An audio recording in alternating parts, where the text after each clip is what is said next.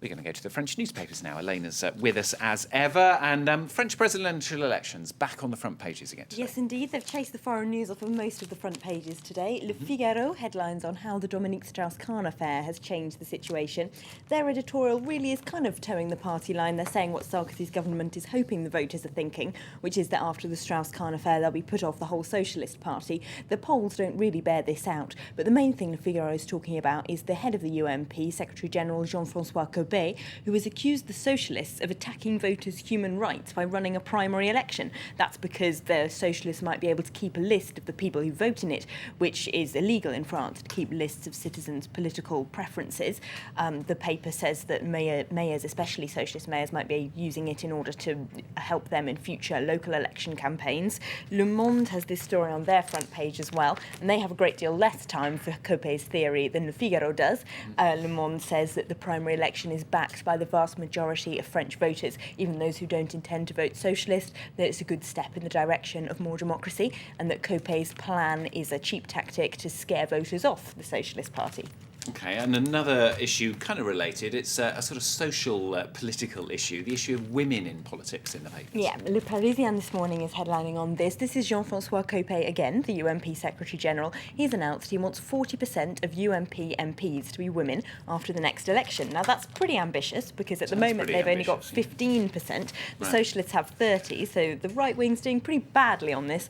Le Parisien has interviewed a woman UMP MP, and she says her own party is misogynist. She points out President Sarkozy has appointed very few women to high office. When he first came into power in 2007, there were 11 women in his cabinet, and now there's only 4 left because they've left for one reason and another. So he actually seems to be getting worse and worse in terms of sexual equality. There was a law passed in France that was meant to guarantee fair gender treatment in politics 11 years ago, and yet there are fewer women in parliament now than there were then.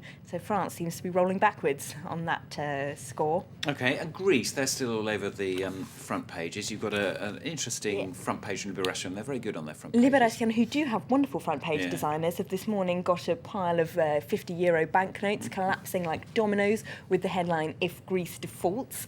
And so they're, of course, talking about Portugal, Ireland and Spain again and the danger of this Greek problem becoming contagious across Europe. They're saying that, if Greece does default, then the credit ratings of the rest of Europe's periphery countries will probably go down again. It will make the situation worse for them. That's also in communist paper L'Humanité today. They say that a year ago, in June 2010, they published a letter which signed by 10,000 union members, left-wing politicians and economists calling for more solidarity with Greece. They say they're repeating that call today. Only more European economic integration can help Greece now, is what they say. They say it's time to build the foundations of a different Europe that's based on protecting the rights of workers rather than sacrificing them in order to make bankers happy. Okay, now you pulled out a couple of subjects on completely different issues. The first one from Parisien. Yes, Le Parisien is taking a look at Qatar today and why they're investing so much money in French football. They recently bought out the team PSG, Paris Saint-Germain, after their successful bid, of course, to host the 2022 World Cup. And now Al Jazeera, which is, of course, funded by the Qatari state, is bidding to get the rights to broadcast French League One matches internationally. Why are they interested? Well, the paper says it's all part of a Qatari diplomatic effort to promote themselves internationally through sport.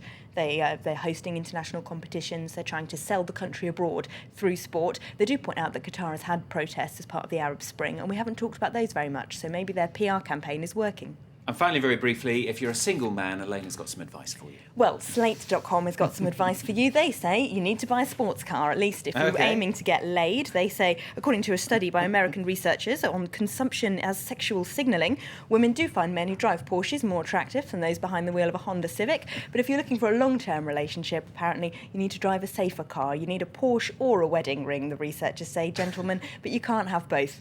They do quote a marketing expert who points out, though, that women are in fact different and may have different tastes in terms of what attracts them to men. So I don't think male cyclists need to give up all hope just yet. Exactly. I was going to say, all I've got is my pass for the metro. Don't have a car at all. Not much hope for me. All right, Elena, thank you very much. Excellent stuff. Elena there with the French newspapers this morning.